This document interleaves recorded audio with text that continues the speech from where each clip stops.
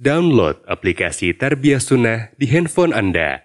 Tersedia di Google Play dan App Store. Bismillahirrahmanirrahim. Assalamualaikum warahmatullahi wabarakatuh. Alhamdulillah wassalatu wassalamu ala Rasulillah wa ala alihi wa ashabihi wa mawalah wa man tabi'ahum bi ihsanin ila yaumil qiyamah. Wa ba'd. Alhamdulillah kita kembali berjumpa. Tema yang kita usung adalah kenapa sulit beramal soleh. Kita sudah terangkan ada dua penyebab secara umum, penyebab internal yang datang dari diri kita dan eksternal. Penyebab internal sudah kita terangkan semuanya. Penyebab eksternal yang datang dari luar baru dua. Pertama adalah godaan setan. Yang kedua fitnah dunia. Sekarang kita masuki yang ketiga. Penyebab ketiga kenapa kita sulit beramal soleh adalah qurana ussu. Lingkungan pergaulan yang buruk, kawan-kawan, sahabat-sahabat dekat yang jelek. Maksudnya bukan goreng patut, bukan. Mungkin kasep, mungkin gelis. Apanya yang jelek? Karakternya, agamanya, akhlaknya, perilakunya, sikapnya, attitude-nya, itu yang buruk. Sehingga berimbas kepada diri kita. Diri kita juga terbawa menjadi pribadi yang buruk. Maka disebutkan oleh para ulama qurana ussu hum adrabun nas hum adharun nas ala imani syakhs wa sulukihi wa akhlaqihi. Kawan-kawan yang buruk, lingkungan pergaulan yang buruk adalah hal yang paling berbahaya bagi manusia terhadap iman mereka, akhlak mereka, dan tingkah laku mereka, dan tak diragukan lagi bersahabat dengan mereka termasuk di antara sebab-sebab turunnya iman, berkurangnya iman, melemahnya iman, sehingga daya dorong untuk melakukan kebaikan, amal soleh juga lemah. Akibatnya ditinggalkanlah amal soleh, dilakukanlah amal salah. Makanya Nabi SAW wanti-wanti dalam sebuah hadis yang dikeluarkan oleh Imam Abu Dawud, At-Tirmidzi, Ahmad dan yang lain-lain dengan sanad yang hasan. Nabi SAW bersabda, ar-rajulu ala dini khalilih falyanzur ahadukum may yukhalil. Seseorang itu agamanya dipengaruhi oleh agama sahabatnya. Maka hendaklah setiap kalian memperhatikan dengan siapa dia bersahabat. Berkata Al-Hafidh Ibnu Abdul Barr ketika menerangkan hadis ini. Kata beliau, makna hadzal hadis wallahu a'lam annal mar'a ya'tadu ma yarahu min af'ali man sahibah wad-dinu 'adah. Falihadza umira alla yashaba illa ma yara minhu ma yahillu wa yujbalu fa innal khaira adatun. Makna hadis ini wallahu alam, bahwa seseorang akan memiliki kebiasaan dari perbuatan orang yang menjadi sahabatnya. Sahabatnya punya kebiasaan tertentu, baik yang baik atau yang buruk, itu akan ditiru. Dan ini tanpa disadari, tiba-tiba saja. Termasuk ucapan yang menjadi ciri khas seseorang, itu akan selalu didengar, akhirnya kita awalnya mengikuti sebagai candaan. Akhirnya menjadi kebiasaan kita. Dan seterusnya. Apapun gitu ya. Apalagi perbuatannya. Makanya disebutkan oleh Ibnu Abdul Barr, wad-dinu adah. Agama itu akan menjadi kebiasaan. Maka karena itu diperintahkan untuk tidak bersahabat dengan siapapun kecuali dengan orang yang kira-kira akan memberi pengaruh yang baik kepada kita. Baik ucapan, perilaku, kebiasaan atau apapun. Dan sahabat menjadi barometer penilaian baik buruknya kita. Apakah kita dianggap baik atau buruk? Nggak perlu bertanya kamu baik atau buruk. Lihat siapa sahabatnya.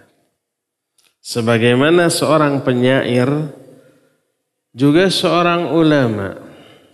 Yang oleh para ulama disebutkan, tidak ada bait syair yang lebih mirip sunnah dibanding bait syair ini. Syair ini dikemukakan oleh Adi bin Zaid, anil mar'i la tas'al wasal an qarinihi fa kullu qarinin bil muqarin muqtadi. Tentang kalau kamu mau menilai seseorang, jangan tanya dia langsung. Tanya saja siapa kawan-kawannya. Karena setiap orang akan mengikuti kebiasaan kawannya. Jadi ini menunjukkan besarnya pengaruh kawan. Apa makna dari syair ini? Diterangkan oleh Ibnu Abdul Barr dalam kitab Bahjatul Majalis. Wal ma'na fi dhalik alla yukhalital insan ma yuhmiluhu ala ghairi ma yuhmadu minal af'al wal madhahib. Wa amma man yu'manu minhu dzalika fala harja fi sahbatihi. Makna dari syair itu adalah seorang muslim tidak boleh bergaul dengan orang yang bisa menyeret dia kepada perilaku yang tidak terpuji atau pemikiran yang tidak terpuji. Adapun bersahabat dengan orang yang kira-kira aman dari pengaruh buruk, maka tidak apa-apa untuk bermuamalah atau bergaul dengan dia. Berkata Abu Sulaiman Al-Khattabi yang dikenal dengan sebutan Imam Al-Khattabi rahimahullahu ta'ala. Ketika beliau menerangkan hadis al-mar'u ala dini khalilih. Bahwa seseorang agamanya sangat dipengaruhi oleh agama kawannya. Maknanya adalah la tukhalil illa man radita dinahu wa amanatahu. Fa innaka idza khalaltahu qadaka ila dinihi wa madhhabihi. Wala tugharrir bidinika wala tukhatir binafsika fatukhalil man laysa mardiyan fi dinihi wa madhhabihi. Makna hadis ini kata Al-Khattabi, jangan kamu bergaul rapat, bersahabat, kecuali dengan orang yang kamu ridhoi agamanya dan amanahnya. Karena apabila kamu bergaul dengan dia, dengan orang yang bagus agamanya, pemahamannya bagus, pengamalannya bagus, dia akan menuntunmu kepada agama dan pemahaman dia.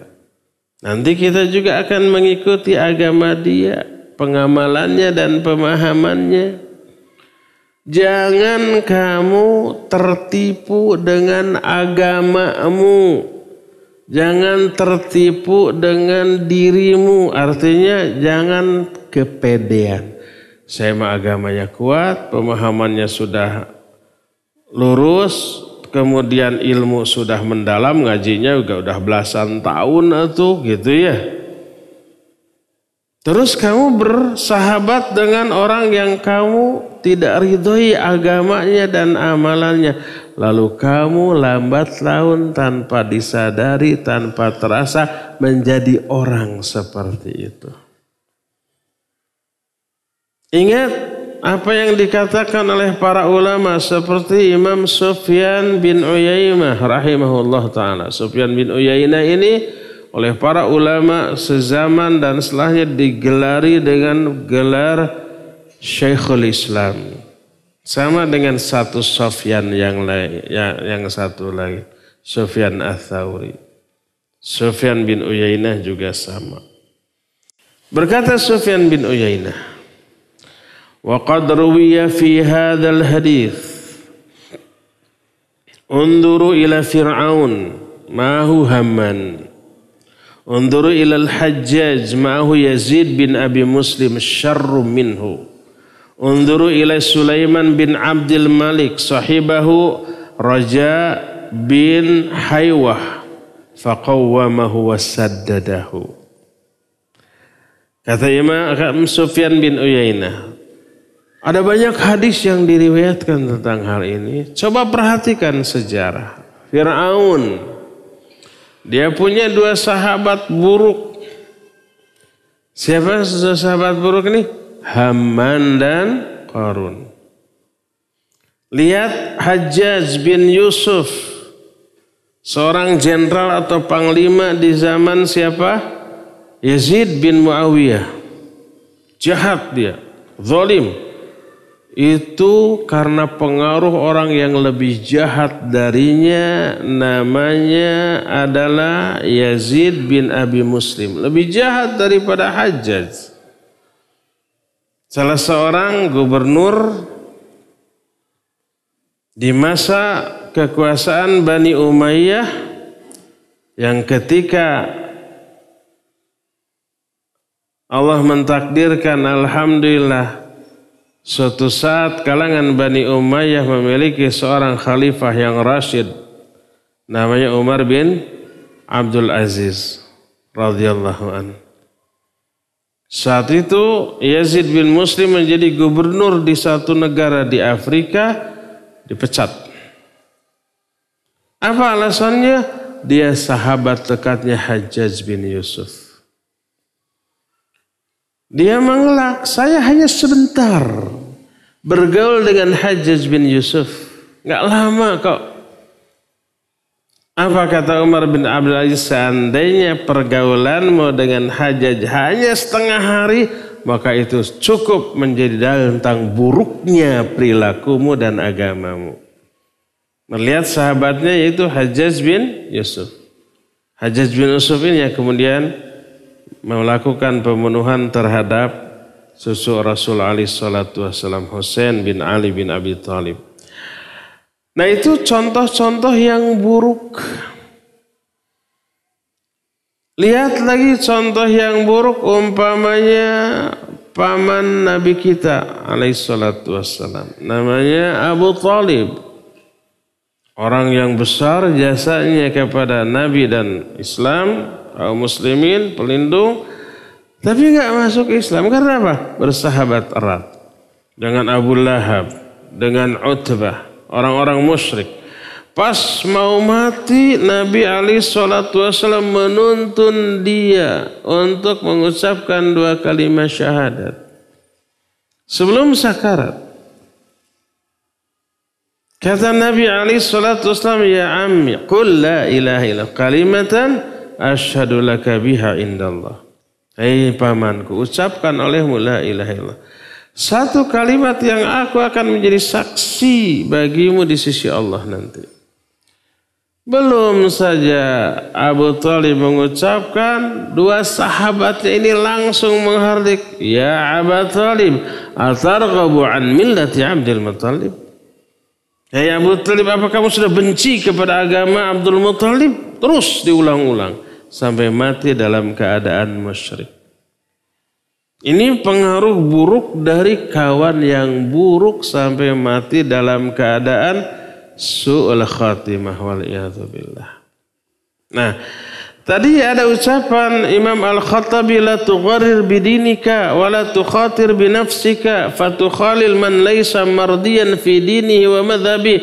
Jangan kamu tertipu dengan agama yang kamu miliki. Maknanya jangan tertipu dengan pengetahuan agama dan keimanan yang dimiliki sehingga merasa aman dari fitnah. Saya mah nggak akan terpengaruh. Dalil banyak, ilmu mendalam. Kalau ada syubhat tinggal dibantah.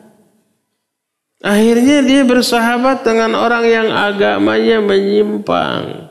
Pemahamannya keliru. Nih lihat nih, ini kan banyak ikhwan-ikhwannya. Saya memilih akhwat mah nggak lihat agamanya, dan agama nama husnudzon lah, baik. Lihat aja cantiknya. Kalau nanti agamanya kurang baik, nanti dibimbing. Dibini dulu, lalu dibina. Gitu ya? Pede banget. Jangan. Yang tadinya sudah bagus, sudah baik, sudah di atas sunnah, ibadahnya bagus, setelah nikah mah melorot turun. Apalagi suaminya tidak membina. Melepas istrinya begitu saja, percaya deh kepada agama kamu. Akhirnya tidak dibina, cuma dibini aja. Padahal tadinya tekadnya dibini lalu dibina. Akhirnya semrawut. Nih ada seorang ulama, hafal Quran, hafal ribuan hadis, ngajar ke banyak orang. Dia ahlu sunnah. Dia punya sepupu perempuan berpemikiran khawarij. Dia ingin menyelamatkan sepupunya, dinikah. Boleh nggak nikah ke sepupu? Boleh. Mahram bukan? Bukan. Boleh dinikah. Sepupu itu anak paman gitu ya. Anak uwa itu sepupu. Kalau anak kakak atau anak adik, mahram bukan? Mahram eta mah alo, keponakan atau suan, nggak boleh nikah. Nah sepupu boleh dinikah dengan niat dibini dulu lalu dibina. Karena dia terlalu pede dengan agamanya, baik imannya, pemahamannya, keilmuannya. Ini sepupunya ini bukan orang ahli ilmu. Pemikirannya khawarij. Bisalah nanti didakwahi. Dia nikah. Apa yang terjadi? Yang terjadi dia berubah menjadi jauh lebih khawarij daripada istrinya. Ini bahayanya dekat dengan orang yang agamanya menyimpang. Oleh karena itulah maka pilih orang terdekat itu orang yang benar agamanya. Baik pemahamannya, pengamalannya, akhlaknya, semuanya. Lihat, perhatikan kata Sufyan bin Uyainah, perhatikan Sulaiman bin Abdul Malik. Dia bersahabat dengan Raja bin Haywah. Sulaiman bin Abdul Malik salah satu penguasa Bani Umayyah sebelum Umar bin Abdul Aziz. Dan dia orangnya tidak begitu istiqamah. Tapi menjadi khalifah. Tapi dia memilih menteri yang bagus. bersahabat dengan menterinya ini namanya Raja bin Haywah, faqawwamahu wa saddadahu, lalu dikoreksi, diluruskan, dibimbing, akhirnya menjadi khalifah yang adil. Nah, setelah kematiannya baru dilanjut oleh Umar bin Abdul Aziz. Oleh karena itulah maka kita bisa melihat betapa besar pengaruh sahabat, pengaruh kawan dekat, pengaruh lingkungan pergaulan kepada agama kita, perilaku kita, ibadah kita, akhlak kita, dan seterusnya. Sebuah peribahasa dalam bahasa Arab, ini peribahasa ya, bukan ayat, bukan hadis, mengatakan an-nasu ka'asrabil qita. Manusia itu tak ubahnya seperti kapas.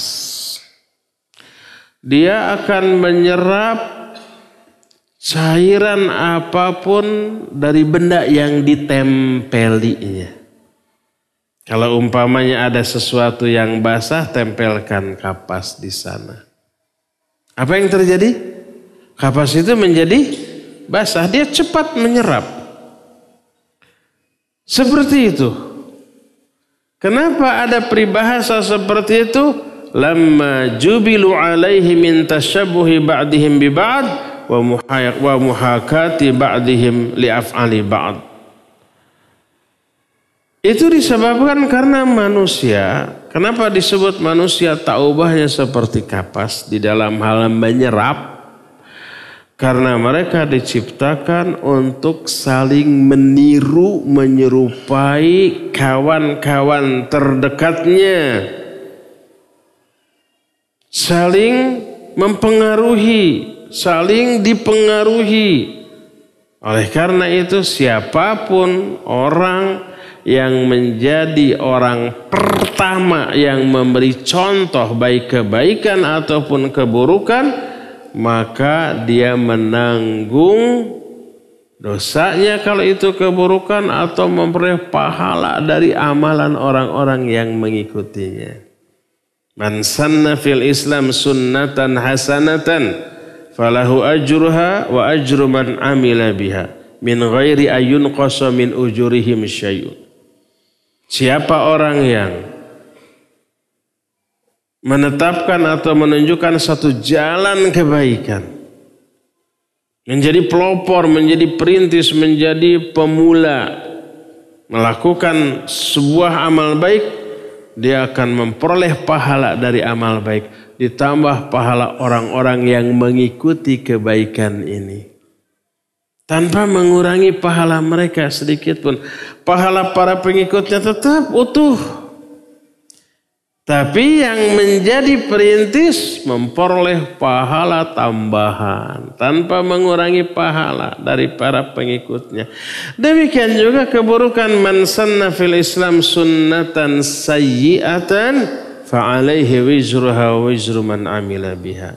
Siapa orang yang menjadi perintis, pelopor sebuah keburukan, dia akan memikul dosa dari keburukan itu, ditambah dosa orang-orang yang mengikuti keburukannya tanpa mengurangi dosa-dosa mereka sedikit pun. Itu disebabkan karena dia yang menebarkan pengaruh, baik pengaruh baik ataupun pengaruh buruk kepada orang lain. Berkata Syekh Abdul Razak hafizahullahu ta'ala, kata beliau, wa innama ja'an nahyu an mukhalatati qurana'is su wa tahdhir min mujalasatihim li'anna ittiba'al insan majbulatun 'alal iqtida' wa tashabbuh biman yuqarin famujalasatu tulabil ilm tuharriku fin nafsi al-hirsu 'ala talabil ilm wa mujalasatu zuhad tuzahidu fid dunya wa mujalasatul mubtadi'ah wa ahlal ahwa turdi fi mahawil bida wa mujalasatul haris 'ala dunya tuharriku fin nafsi al-hirsu 'ala dunya wa hakadha. hanyalah ada larangan bersahabat dengan orang-orang yang buruk agamanya, serta warning, peringatan, wanti-wanti jangan sampai bergaul dekat dengan mereka, karena tabiat manusia diciptakan dengan membawa karakter selalu meniru, mengikuti, menyerupai orang yang terdekat dengannya. Maka orang yang bergaul dengan para penuntut ilmu, hal itu akan menggerakkan hati dia untuk semangat juga dalam menuntut ilmu. Bergaul dengan para zuhud terhadap dunia, itu akan mempengaruhi dia. Dia juga akan ikut-ikutan zuhud. Itu pengaruh yang baik. Sebaliknya bergaul dengan para ahlul bid'ah dan ahlul ahwa, maka dia akan terbawa terhadap kebid'ahan dan hawa nafsunya. Bergaul dengan orang yang hanya mengejar dunia, melalaikan akhirat, dia pun akan tergerak untuk seperti itu juga. Dia akan hanya memburu dunia dan mengabaikan akhirat. Demikianlah seterusnya. Berdasarkan hal itu wajib bagi setiap orang untuk memilih sahabat dekat, kawan bergaul, lingkungan pergaulan dari kalangan orang-orang yang baik-baik, yang ahli ibadah, ahli ilmu, ahli amal soleh, dan sangat menghindari bergaul rapat dengan orang-orang yang sebaliknya. Siapa orang yang memperhatikan kehidupan ulama-ulama salafus soleh zaman baheula dari kalangan para sahabat, para tabi'in, tabi'un tabi'in dan setelah mereka, maka siapapun yang memperhatikan sejarah kehidupan mereka, dia akan mengetahui betapa kerasnya mereka dalam hal ini. Sampai-sampai kan kita sering mendengar tekad beberapa orang ulama yang kalau dinilai oleh orang zaman sekarang mah kebangetan, keterlaluan. Seolah-olah tidak manusiawi. Tapi ucapan ini lahir dari orang dengan kedalaman ilmu yang luar biasa. Ketika dia melihat umpamanya orang ahlul bid'ah yang sesat seperti kalangan Syiah, dia menyatakan, kalau aku mampu, aku tidak mau satu atap langit dengan dia dan satu hamparan bumi dengan dia. Kalau bisa, nggak mau satu bumi, nggak mau satu langit. Kalau bisa, suruh dia pindah ke planet lain. Kan begitu ya?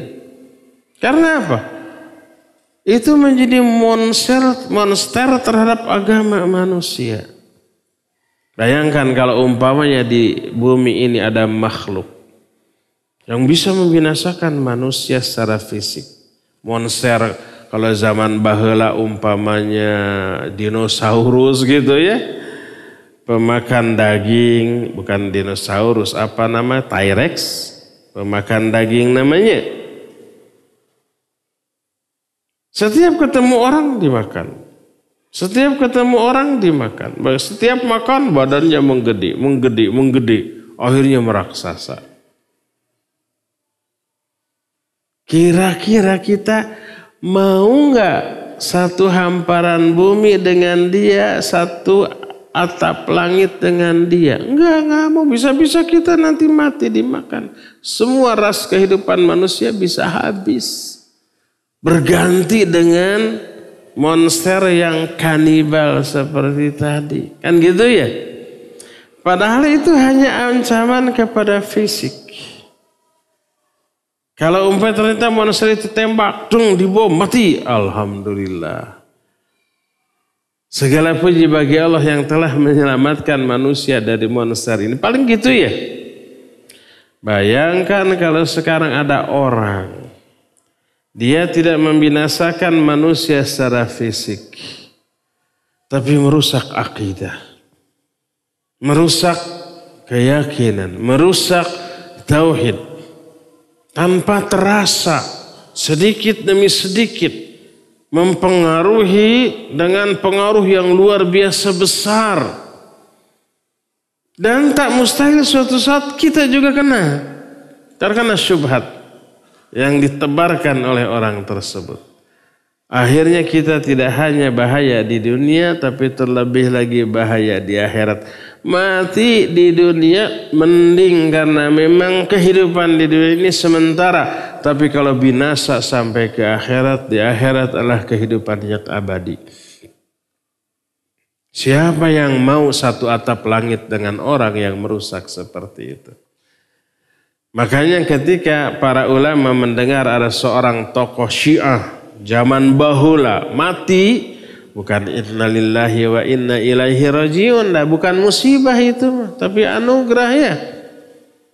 Tapi apa yang dikatakan oleh para ulama? Alhamdulillahilladzi arahal muslimina minhu. Segala puji bagi Allah yang telah menjadikan kaum muslimin istirahat dari gangguan orang tadi. Itu tuh yang dilakukan oleh para ulama zaman baheula. Coba lihat ucapan para ulama generasi salaf zaman baheula, sejak zaman para sahabat, tabi'in, tabi'ut tabi'in dan seterusnya. Berkata Abu Darda radhiyallahu an, kata beliau, min fiqhir rajul madkhaluhu wa mamsyahu wa ilfuhu. Di antara bukti benarnya pemahaman seseorang tentang agamanya adalah dia akan memperhatikan kawan ketika dia masuk ke sebuah ruangan, kawan ketika berjalan bersama, dan kawan ketika beraktivitas bersama. Dia akan perhatikan siapa yang dia sukai, siapa yang dia cintai. Yang menjadi dasar pertimbangan itu agamanya, bukan kasep atau tidaknya, kaya atau tidaknya, berkuasa atau berpangkat atau tidaknya, bukan, tapi agamanya nih. Kenapa? Karena tadi bisa mempengaruhi karakter kita.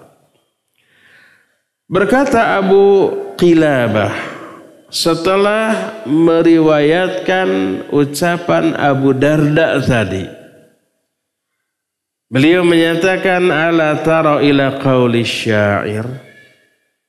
Tidakkah engkau perhatikan ucapan seorang penyair tadi, Adi bin Yazid.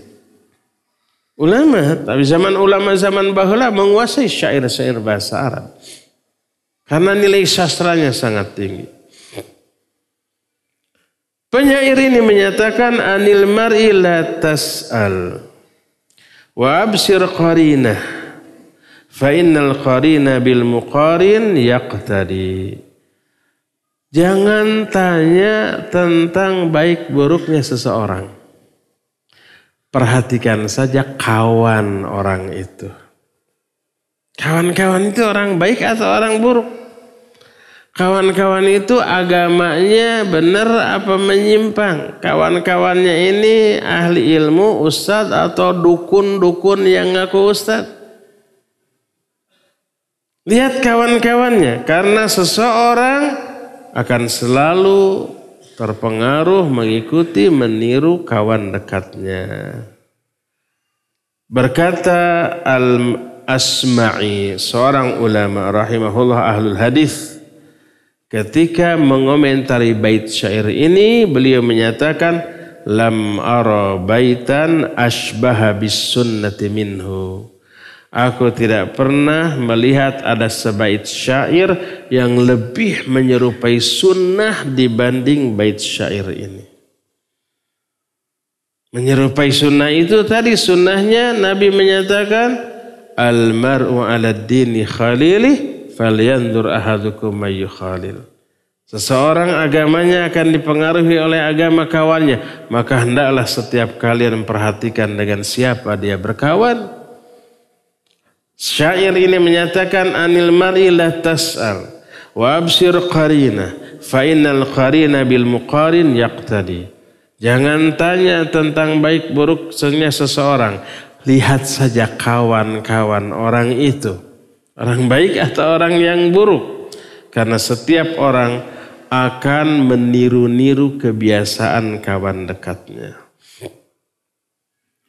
Berkata Abdullah bin Mas'ud radhiyallahu an, "I'tabirun nas bi akhdanihim, fa innal mar'a la tukhadin illa man yu'jibuhu." Nilailah manusia itu dengan idola-idola mereka. Siapa yang mereka idolakan? Karena seseorang tidak mungkin mengidolakan seorang lain kecuali orang yang dikaguminya. Dan yang wajib kita kagumi dari seorang adalah agamanya, baik pemahamannya, ilmunya atau pengamalannya.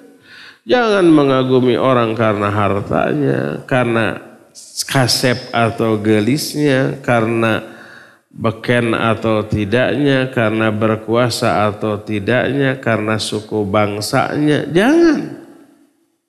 Makanya kita sangat prihatin remaja-remaji kita banyak mengidolakan artis-artis Korea. Sehingga gitunya.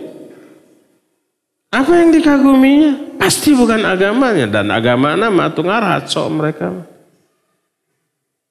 Entah apa agamanya. Yang jelas bukan muslim. Ada satu dua tapi bukan agama asli mereka. Atau mengidolakan umpamanya orang-orang barat. Amerika, Eropa. Baik karena kepiawannya dalam satu bidang, dalam hal main bola, dalam hal tinju, dalam hal bertarung, dalam hal badminton, dalam hal apa saja. Jangan kagumi orang karena kepandaiannya dalam urusan dunia, tapi bodoh dalam urusan akhirat. Ingat firman Allah Azza wa Jalla dalam Al-Quran surah Ar-Rum ayat yang ke-7. Allah berfirman, ya'lamuna zahiran minal hayatid dunya wa hum 'anil akhirati hum ghafilun. Kata Allah, mereka yang dibenci oleh Allah nih. Mereka berilmu mengetahui tentang urusan-urusan dunia. Ilmu dunia mereka menguasai, tapi dari akhirat mereka lalai. Sehingga diterangkan dalam salah satu hadis yang sahih. Nabi SAW menyatakan, Inna allaha yubghidu ja'dhariyin jawadhin sakhabin bil aswaq jaifatun bil laili wa himarun bin nahar alimun bid dunya jahilun bil akhirah. Dan sampai kita masuk ke dalam golongan orang yang diterangkan dalam hadis ini. Sesungguhnya Allah benci kepada orang yang kasar dan keras.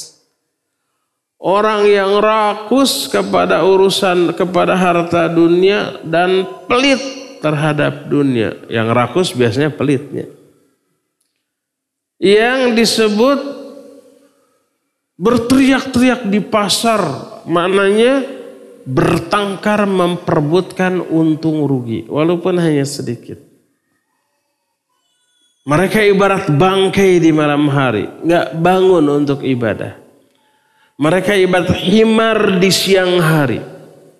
Himar itu simbol binatang yang paling bodoh dan hina. Himar itu yang ada di kepalanya, di pikirannya cuma dua. Perut dan faraj. Asal bisa makan, asal bisa menyalurkan syahwat, itu yang dipikirkan.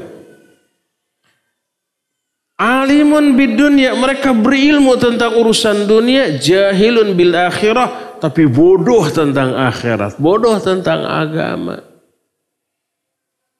Nah, yang diidolakan oleh remaja-remaji, pemuda-pemudi kita itu rata-rata orang-orang yang seperti itu, dikagumi, diidolakan karena hartanya, karena kemampuannya dalam urusan dunia, karena keterkenalannya. Yang lebih parah adalah karena jago nyanyi dan joget.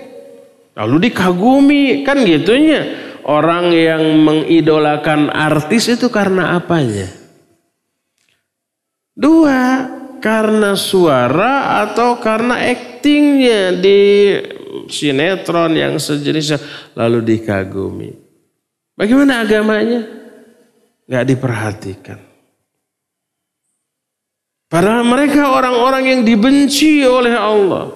Berdasarkan hadis tadi, mereka sangat piawai dalam ilmu dunia, bodoh tentang ilmu akhirat. Jadi kata Abdullah bin Mas'ud, "I'tabirun nas bi akhdanihim." Nilailah manusia dengan idola mereka. Siapa yang menjadi idola bagi mereka? Karena seorang tidaklah mengidolakan orang lain kecuali karena sesuatu yang dikagumi dari orang itu. Kalau yang dikaguminya itu ulama, yang menjadi idola itu para ulama. Kalau zaman bahula ini. Kalau zaman sekarang semuanya ulama, ahli ilmu, orang-orang soleh, ahli ibadah. Berarti kita memberikan penilaian orang ini baik. Karena yang dikaguminya, yang menjadi idola baginya adalah orang-orang baik, orang-orang soleh. Berkata Al-A'mas rahimahullahu ta'ala. Al-A'mas salah seorang ulama, salah seorang guru dia Imam Abu Hanifah rahimahullahu ta'ala. Kata Al-A'mas, kanu la yas'aluna 'anir rajul ba'da thalath mamsyah wa madkhaluhu wa ilfuhu minan nas. Dulu mereka, yang dimaksud mereka para sahabat, sebab Amas ini tabi'in. Para sahabat tidak akan bertanya tentang seseorang setelah mengalami 3 hal dengan orang ini. Pertama, pernah berjalan bersama, safar bersama bareng. Ketika safar, karakter aslinya itu muncul loh.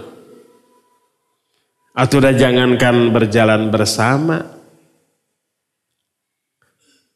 Ini sebenarnya rahasia. Khusus untuk orang Subang, saya kasih tahu.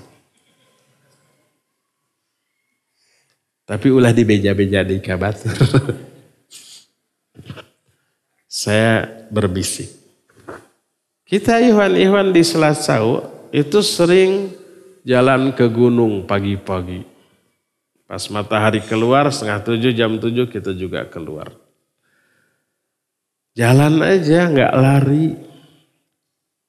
Siapa di antara jamaah di sini yang punya nomor saya di save dan nomor dia di save oleh saya, pasti bisa melihat status saya ya.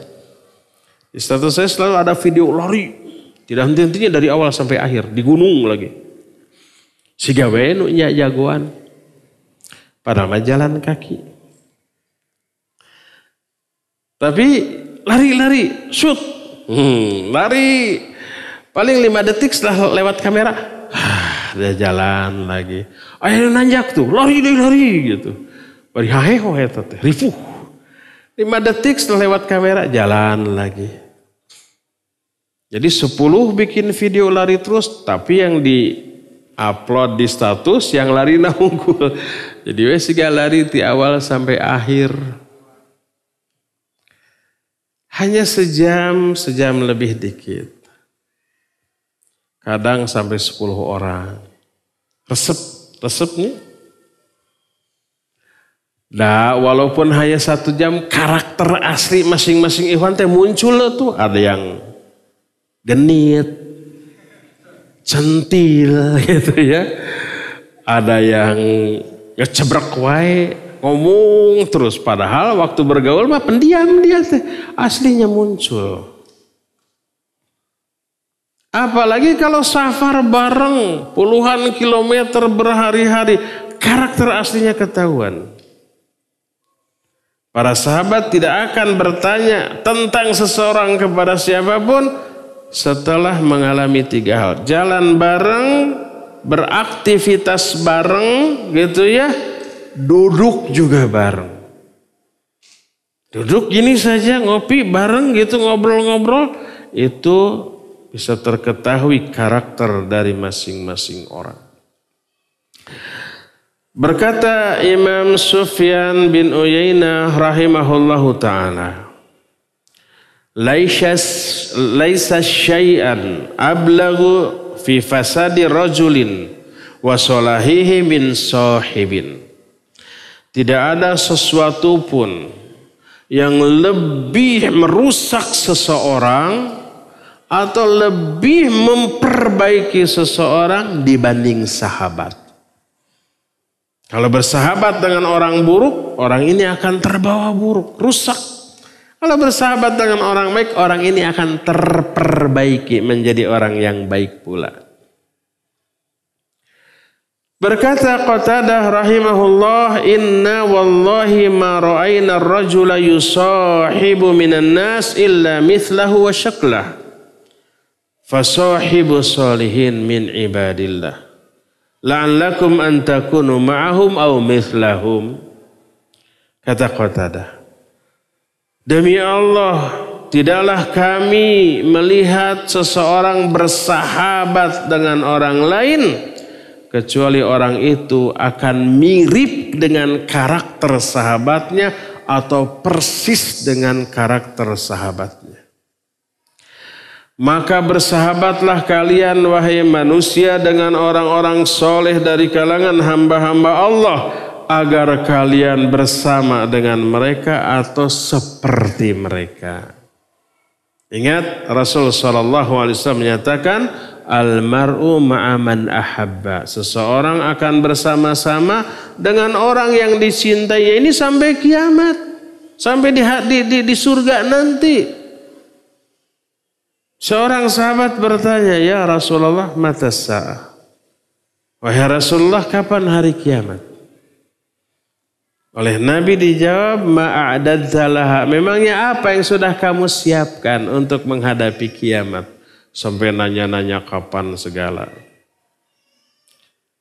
Dia menjawab, la syai'a. Nggak ada persiapan apa-apa. Illa uhibbullaha wa rasulah. Kecuali saya cinta kepada Allah dan Rasul. Ini aja bekalnya nih. Apa kata Nabi SAW? Anta satakunu ma'aman ahbabta fil jannah. Kamu akan bersama-sama dengan orang yang kamu cintai di surga nanti. Mendengar itu, Abdullah bin Umar radhiyallahu anhu yang saat itu ada di sana langsung berkomentar, fa uhibbur Rasul sallallahu alaihi wasallam wa Abu Bakrin wa Umar wa arju an akuna ma'ahum fil jannah. Maka sejak saat itu aku mencintai Rasul sallallahu alaihi wasallam, mencintai Abu Bakar, mencintai Umar. Aku berharap aku akan bersama-sama mereka di surga nanti, walaupun amal ibadahku jauh di bawah mereka. Kita pernah membahas sebuah hadis tentang keutamaan majelis ilmu. Inna lillahi malaikatan sayyarrah. Sungguhnya Allah itu memiliki para malaikat yang suka jalan-jalan, bukan jalan-jalan, terbang-terbang gitu ya. Yabtaguna majalisad dzikr. Mereka itu mencari majelis-majelis zikir. Dan ingat, sebaik-baik majelis zikir majelis ilmu. Dan ketika mereka mendapatkan majelis ilmu, mereka itu turun, mengerumuni. Setelah beres, mereka kembali ke Allah, ke atas. Menunjukkan Allah ada di atas. Lapor kepada Allah, Allah bertanya, min aina jitum, dari mana kamu? Wa huwa a'lamu bihim, padahal Allah lebih tahu tentang mereka. Tanpa bertanya juga Allah tahu. Kenapa kalau tahu nanya? untuk menginformasikan kepada kita adanya dialog ini. Dan isi dari dialognya yang luar biasa. Kata para malaikat, ji'na min indi ibadik. Yusabbihunaka wa yahmadunaka wa yuhallilunaka wa yukabbirunaka. Kami datang dari sisi hamba-hambamu. Mereka bertasbih, bertahmid, bertahlil, bertakbir kepada engkau. Kata Allah, apa yang mereka inginkan? Dijawab, surgamu ya Allah. Apa mereka sudah melihat surgaku? Belum. Bagaimana kalau mereka sudah melihat surgaku? Pasti akan bersungguh-sungguh lagi. Wa yastajirunaka ya Rabbi. Mereka pun minta perlindungan kepada engkau ya Allah. Wa mimma yastajirunani. Dari apa mereka minta perlindungan kepadaku? Dari nerakamu. Apa mereka sudah melihat nerakaku? Belum. Gimana kalau sudah lihat? Pasti lebih bersungguh-sungguh lagi. Apa kata Allah? Saksikan oleh kalian, aku ampuni dosa-dosa mereka. Aku akan berikan kepada mereka apa yang mereka minta dariku, dan aku lindungi mereka dari apa-apa yang mereka berlindung kepadaku dari hal itu. Ini bagi para hadirin yang ada dalam majelis ilmu dapat keutamaan ini. Lalu malaikat menyatakan, Rabbi, inna fihim ibadan khatta'an, abdan khatta'an, kana yamurru fajalasa ma'ahum. Ya Allah, di kalangan mereka, orang-orang yang duduk di majelis ilmu itu, ada seorang hamba yang ahli maksiat, banyak dosa, banyak noda, banyak melanggar aturanmu. Dia enggak niat ngaji, dia cuma lewat, lihat ada yang ngumpul-ngumpul, lalu ikutan duduk ngaji bersama mereka. Gimana orang seperti ini? Apa kata Allah? Ampuni orang ini, hum qaumun la yashqa jalisuhum.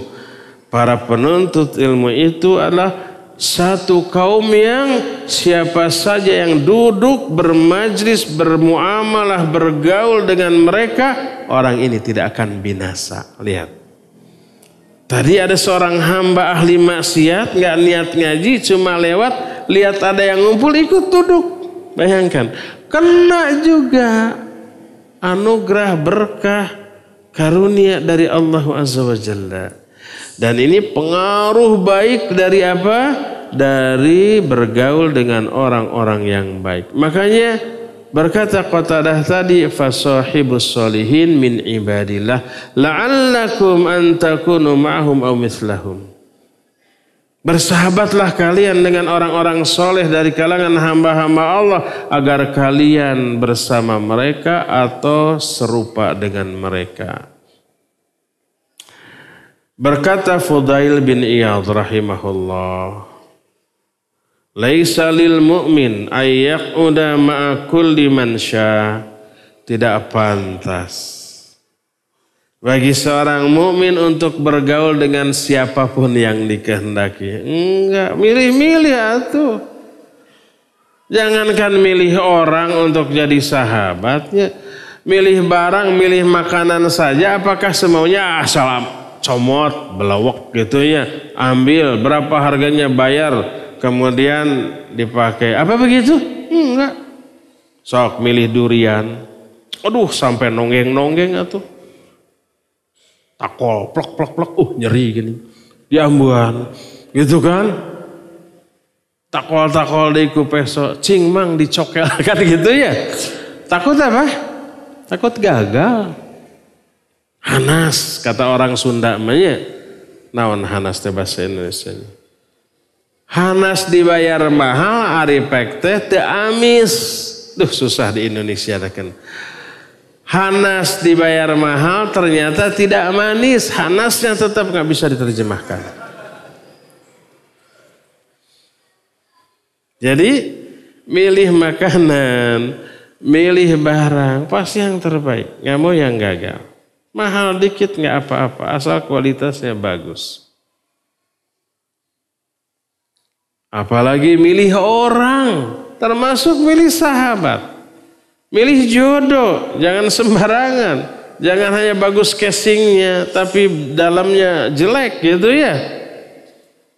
Syukur kalau casingnya bagus, dalamnya bagus. Itu yang kita cari.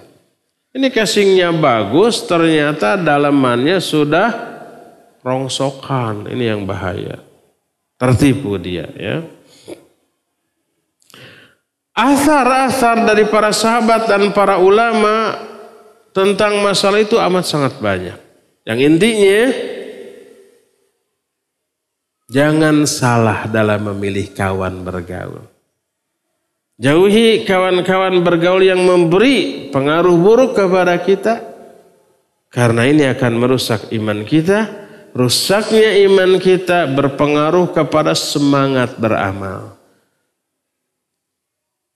Semangat beramal solehnya menurun, melemah, melempem, mati. Sebaliknya semangat bermaksiat begitu menggebu-gebu. Oleh karena itu salah satu penyebab kenapa kita sulit beramal soleh adalah salah satunya salah dalam memilih kawan bergaul. Salah di dalam memilih lingkungan pergaulan. Salah dalam memilih sahabat. Terlebih salah dalam memilih jodoh. Makanya Nabi SAW wanti-wanti. Tunkahul mar'ah li arba'in. Li jamaliha, wali maliha, wali hasabiha, wali diniha. Fadfar bidatid din taribat siadak. Umumnya wanita dinikahi karena 4 hal. Karena kecantikannya, hartanya, kehormatannya, karena agamanya.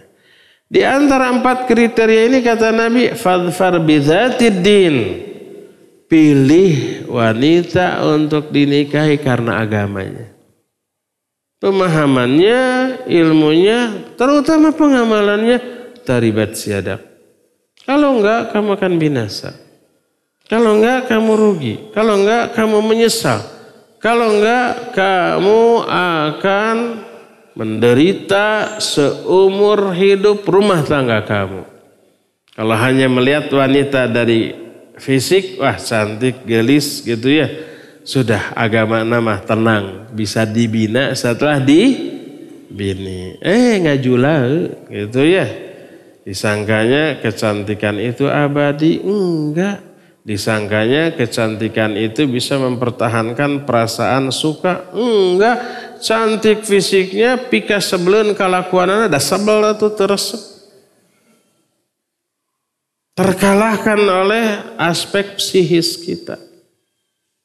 Merasa ilfil dengan kelakuan perempuan yang fisiknya cantik tapi goreng patut.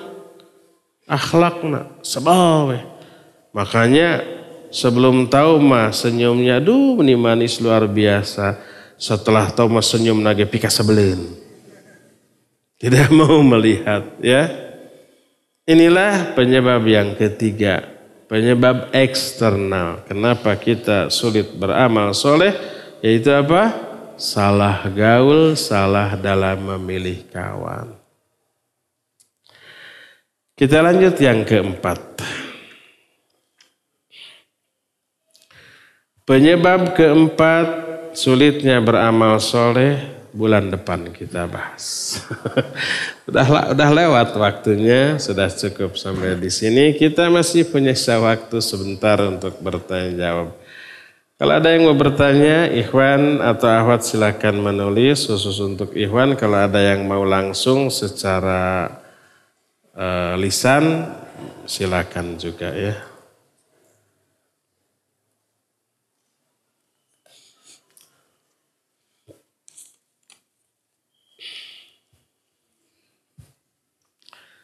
Assalamualaikum waalaikumsalam warahmatullahi wabarakatuh. Ustaz izin bertanya. Jika yang buruk akhlaknya ingin berteman dengan yang bagus akhlaknya, apakah nanti yang bagus akhlaknya akan terpengaruh oleh kebiasaan yang dilakukan? Sedangkan yang buruk akhlaknya ingin seperti yang bagus akhlaknya. Taib. Penjelasan yang saya berikan tadi tidak berarti memusuhi orang yang akhlaknya buruk, agamanya buruk. Enggak. Tetap berkawan. Tapi jangan terlalu dekat sampai bisa mempengaruhi kita. Kalau ketemu ya say hello, ngobrol biasa, ketawa ketiwi dengan isi obrolan minimal mubah. Ya, bila perlu beri nasihat, bila perlu berikan bimbingan, bila perlu sampaikan 1-2 kalimat-kalimat yang mengandung dakwah dan ajakan kepada kebaikan. Itu saja. Tidak terlarang untuk begitu ya. Mau kemana? Mau ke sana? Oh searah, bisa saya nebeng? Nggak apa-apa. Oh jangan, kamu akhlaknya buruk. Nanti tepak. Nggak apa-apa, silahkan. Tapi bersahabat erat setiap hari, selalu bersama, bergaul bareng-bareng. Nah ini yang nggak boleh. Karena apa? Karena nanti akan terpengaruh ya, menjadi akan seperti dia. Jadi harus dibedakan antara berkawan biasa, bergaul biasa dengan bersahabat erat. Yang dimaksud almar'u ala dini khalil, agama seorang dipengaruhi oleh agama khalilnya. Khalil itu adalah hubungan yang erat dan akrab, melebihi dari persahabatan. Sudah kayak saudara gitu, sagulung sagalang seperti itu ya. Itu yang jangan. Tapi kalau bergaul biasa dengan siapapun boleh. Tapi ketika orang yang menjadi kawan bergaul kita kelihatan dan terasa memberi pengaruh buruk, cepat-cepat menjauhi tanpa memusuhi dia.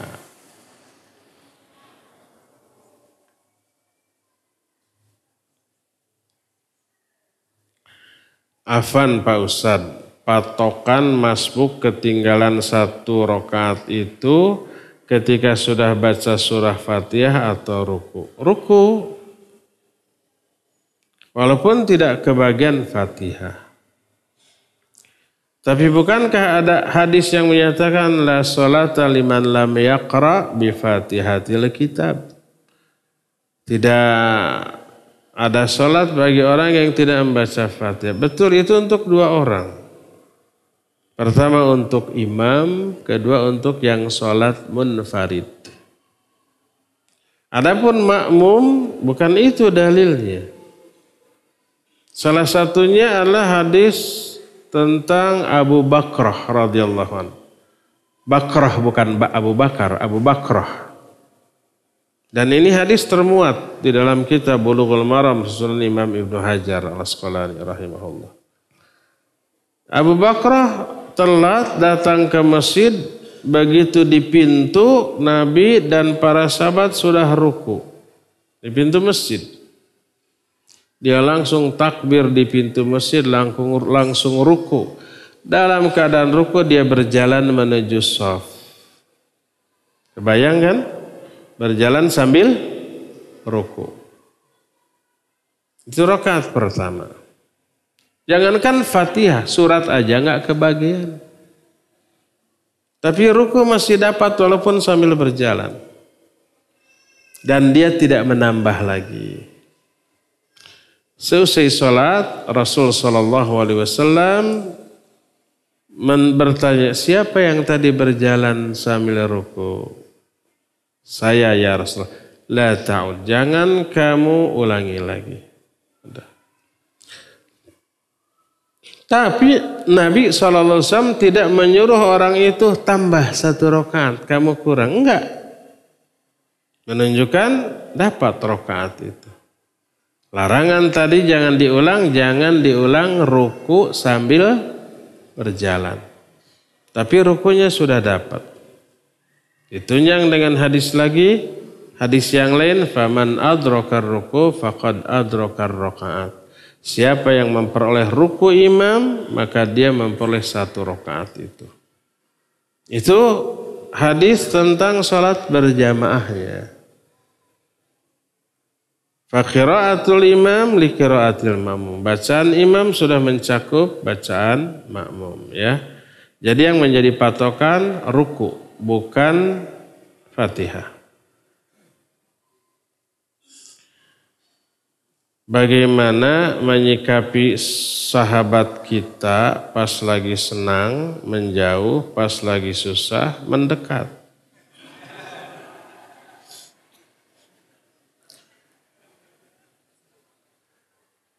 So what gitu loh. Kalau memang ada sahabat begitu, apa masalahnya bagi kita?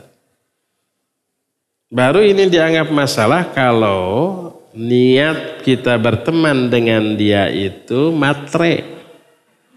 Ingin ikut kesenangan dia, siapa tuh kecipratan. Jangan-jangan kita gitu. Kita juga begitu, pas dia senang ingin mendekat, pas dia susah jauh. Biarkan saja. Asal kita jangan kayak gitu. Tahu itu buruk? Ya tahu. Makanya ditanyakan, itu kan buruk, nyebelin. Pas senang, nggak pernah nyapa, disapa juga, di WA nggak dibalas, di telepon nggak diangkat, ya. Tapi pas susahnya tiap hari datang mengeluh, curhat, pinjem, minta tolong gitu ya. Tahu itu buruk, ngeselin. Kita jangan kayak begitu. Nasihati jangan seperti itu. Dan ketika dia susah kemudian datang minta pertolongan dan kita bisa membantunya, bantulah. Kenapa? Karena Allah yang memerintahkan. Karena Allah yang menganjurkan. Karena Allah yang akan memberi balasan. Kita tidak berharap balasan dari orang itu. Orang ini nyebelin, kalau saya tolong nggak bisa membalas apa-apa. Salah. Karena kita mengharapkan balasan dari dia, bukan dari Allah. Ingat, berkata Ibnu Abbas radhiyallahu anhuma, laisal ihsan an tuhsina ila man ahsana ilaik. Walakinnal ihsan an tuhsina ila man asa'a alaik. Ihsan itu bukanlah kamu berbuat baik kepada orang yang telah berbuat baik kepadamu. Itu bukan ihsan. Tapi ihsan itu kamu berbuat baik kepada orang yang berbuat jahat kepadamu.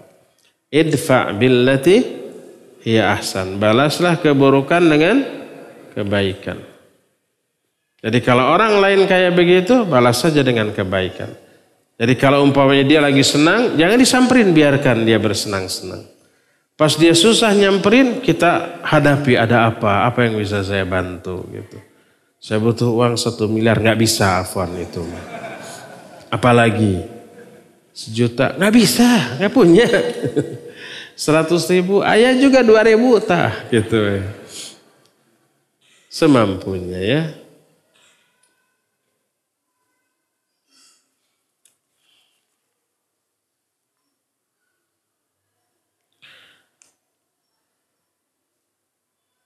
Apakah kita bisa menolak jodoh pilihan orang tua? Karena kita melihat bahwa agamanya, pemahamannya berbeda. Iya, tolak. Sekali lagi, kerusakan dalam masalah agama lebih berbahaya daripada kerusakan di bidang lainnya. Oleh karena itulah kalau umpamanya jodoh kita ini agamanya nggak benar, lalai, nggak sholat apalagi ya, atau melanggar apa yang Allah larang, melamar sambil merokok gitu ya, terus pas waktu sholat cuek gitu, diteruskan, tolak saja. Karena apa? Karena membahayakan agama kita.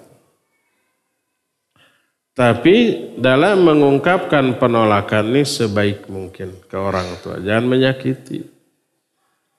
Kemukakan argumentasi yang ilmiah. Bilang ini ikhwan atau akhwat ya. Kalau ini akhwat bilang bahwa suami itu imam saya, harus bisa membimbing saya. Kalau kayak gitu gimana bisa membimbing? Gimana bisa percaya gitu ya? Hak Allah saja dilalaikan, apalagi hak sesama manusia. Enggak, saya enggak mau yang seperti itu.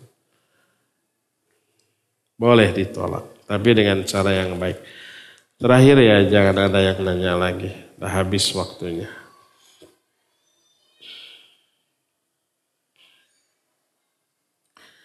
Bolehkah memberi sumbangan untuk pembangunan masjid di lingkungan kita? Yang dimana masjid itu digunakan untuk acara-acara yang tidak dicontohkan oleh Rasul SAW. Kalau pemanfaatan masjid itu umum, sering dipakai sholat, anak-anak ngaji ikro, baca Quran gitu ya. Ada pengajian sunnahnya juga, campur aduk. Boleh kita bantu. Karena kita juga suka sholat. Tapi bantu untuk kepentingan masjid secara umum. Karena kita juga sholat di sana. Ajar anak-anak juga di sana. Atau anak-anak kita juga belajar ngaji di sana. Boleh kita bantu untuk kepentingan masjid secara umum. Adapun kalau ada acara-acara khusus yang tidak sesuai dengan sunnah Nabi SAW lalu diminta sumbangan sebagai biaya acara itu, jangan. Kalau sumbangan itu dikhususkan untuk acara seperti itu. Ya, umpamanya ada satu masjid di jalan, setiap pulang kita selalu sholat di jalan itu. Dan kita tahu masjid itu juga suka dipakai acara-acara yang keluar dari sunnah. Kita juga suka wudhu, suka sholat, bahkan ke WC-nya di sana. Boleh nggak di sana ada kensling kita isi? Boleh. Karena kensling itu untuk kemaslahatan masjid secara umum. Bukan untuk acara khusus yang terlarang tadi. Kecuali ada bacaan di sana kensling. Kensling ini khusus untuk perayaan nah, jangan. Tapi kalau pemanfaatan umum untuk kepentingan masjid secara umum nggak apa-apa disumbang ya. Cukup ya sampai di sini, insyaallah kita akan jumpa kembali sebulan yang akan datang. Subhanakallahumma bihamdik asyhadu an la ilaha illa anta astaghfiruka wa atubu ilaik. Walhamdulillah rabbil alamin. Wassalamualaikum warahmatullahi wabarakatuh.